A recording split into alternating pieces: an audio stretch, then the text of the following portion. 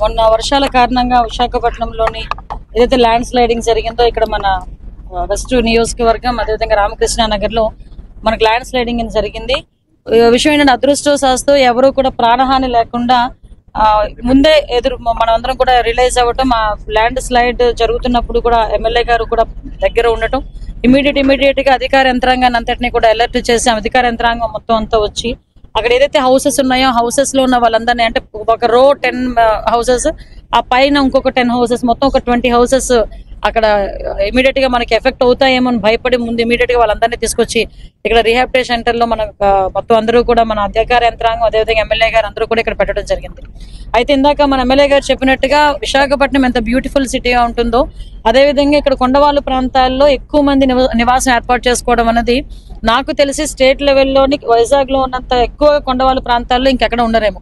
అటు ఆర్లోవా ఏరియా అటువైపు చూసుకున్నా, ఇటు గోపాలపట్నం ఏరియా చూసుకున్నా, మనకి అటువైపు గాజువాక్ లో కొంత ఏరియా చూసుకున్నా, ఇలాంటి ఏరియాస్ లో చాలా మంది కొండవాళ్ళ ప్రాంతాల్లోని నివసించి అక్కడ కూడా నివసించిన వాళ్ళందరూ కూడా ఏంటంటే పేదరికంలో ఉన్న వాళ్ళు, రోజువారీ కూలీ చేసుకుని ఆ కూలీ డబ్బులతో వచ్చిన డబ్బులతోని పైసా కూడబెట్టుకుని ఆ ఇల్లులు కూడా కన్స్ట్రక్ట్ చేసుకునే పరిస్థితి, కొంతమందికి గవర్నమెంట్ దగ్గర నుంచి కూడా కొంత మేరకు సహాయ సహకారాలు అంది ఇల్లులు కూడా కట్టుకోవడం జరిగింది. ఈ రోజు నేను ఇక్కడికి వచ్చిన తర్వాత వాళ్ళందరూ పరిస్థితి ఎలా ఉందంటే, వాళ్ళ ఇంట్లోకి వెళ్ళాలా, మళ్ళా వెళ్ళగలమా, ఇంట్లోకి వెళ్ళి మేము అందులో జీవనం కొనసాగించగలమా అని ఒక భ్రమలోని నిజంగా ఒక దయనీయమైన పరిస్థితిలో వాళ్ళందరూ కూడా ఉండటం నిజంగా చాలా బాధ అనిపించింది. వాళ్ళందరికీ కూడా కంపల్సరీగా ఒక శాశ్వత పరిష్కారం అన్నది ఇవ్వాలి.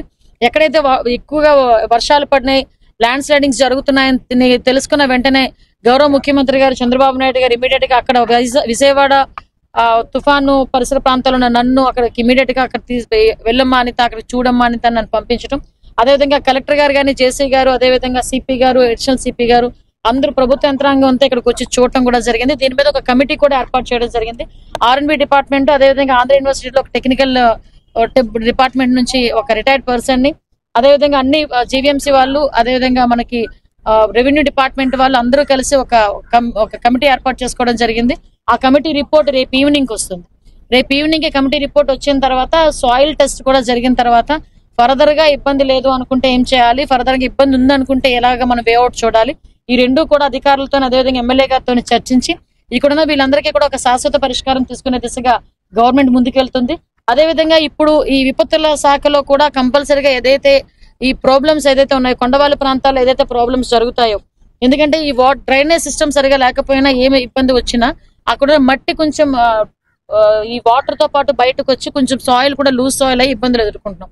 దీనికి ఎటువంటి శాశ్వత పరిష్కారం ఇవ్వాలి, రిటైనింగ్ వాల్స్ ఎక్కడెక్కడ మనం కట్టాలి, ఈవెన్ ఐరన్ మెసెస్ ఏదైనా మనం చేయగలిగితే ఎలా చేయాలి ఏంటన్నది ఒక సమగ్రమైన నివేదిక తెప్పించుకొని ఈ కొండవాళ్ళ ప్రాంతాల్లో ఉన్న ప్రజలు ఇబ్బంది పడకుండా, ప్రాణ నష్టం జరగకుండా, ఆస్తి నష్టం జరగకుండా చూసుకునే బాధ్యత కూడా గవర్నమెంట్ తీసుకుంటుంది. ఈ విషయమే ఇక్కడ నివేదికను తీసుకుని గౌరవ సీఎం గారికి కూడా సబ్మిట్ చేసి గౌరవ సీఎం గారి ఆదేశాల మేరకు ఇక్కడ ఎవరికి కూడా ఇబ్బంది లేకుండా చూసుకునే బాధ్యత కూడా మేము తీసుకుంటామని మీ అందరికీ కూడా తెలియజేస్తాం. జగన్మోహన్ రెడ్డి ఏ నోటుతో మ్యాన్ మేడ్ డిజాస్టర్ అన్నాడు. నిజంగా మ్యాన్ మేడ్ డిజాస్టరే, అది జగన్ మేడ్ డిజాస్టర్ అనమాట.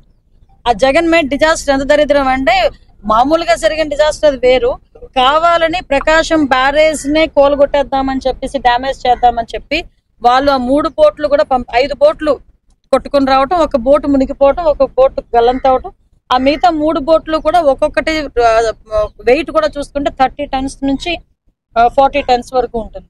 అంటే అటువంటి వెయిట్ ఉన్నది మనకి స్ట్రైట్ అవే పిల్లర్ కి కనుక ఎక్కడైనా కొట్టుంటే కనుక మనకు చాలా డ్యామేజ్ అయ్యింది.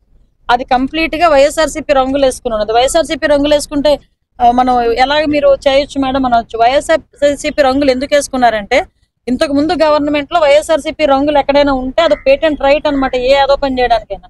సో వాళ్ళందరూ ఆ బోట్లోని ఇసుక వ్యాపారం చేసేవారు ఉత్తరాయణపాను రేవు వైపు. అక్కడ నుంచి ఇక్కడికి తీసుకొచ్చి వాళ్ళందరూ కూడా ఇలాంటి డ్యామేజ్ చేయడానికి చూసారు. కానీ ఒకటి ప్రజలందరూ గమనించుకోవాలి, ప్రజల ప్రాణాలని కూడా లెక్క చేయకుండా ప్రజలు పోతే ప్రాణాలు పోతే పోనీలే అని చెప్పి కావాలని గవర్నమెంట్ మీద బురద చల్లడానికి ప్రయత్నం చేసిన Jaganmohan Reddy and co batch ని మాత్రం ఏం చేయాలన్నది ప్రజలే ఆలోచించుకోవాల్సిన అవసరం ఉంది. వాళ్ళ మీద అన్ని రకాలైన చర్యలు కూడా తీసుకుంటారు.